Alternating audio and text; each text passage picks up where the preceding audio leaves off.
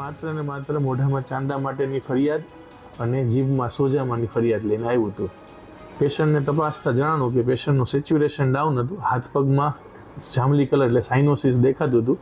પેશન્ટને તાત્કાલિક જામનગર જવા માટેનું કહેવામાં આવ્યું હતું. એમ્બ્યુલન્સનો નંબર આપ્યો હતો, એમ્બ્યુલન્સ ડ્રાઈવરને ફોન પણ કરી આપ્યો હતો. પણ પેશન્ટ કોઈક સગાની રાહ જોતા હતા, કોઈક સાહેબ કહેતા હતા કે કોઈક સાહેબ આવે છે એની રાહ જોતા હતા. અમને સમજાવ્યું હતું પેશન્ટને કે ભાઈ બાળકને હલાવવું નહીં, કે જ્યારે તમારા સાઇનોસિસ હોય ત્યારે હાલવું હૃદય માટે જોખમકારક બની શકે છે, એટેક આવવાની સંભાવના રહે.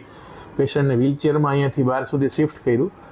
એ લોકો લગભગ 30 મિનિટ રાહ જોઈ અને પછી જે ગાડી આવી એમાં ના પાડવા છતાં હાલીને ગાડીમાં બેઠા અને પછી અહીંથી નીકળ્યા હતા.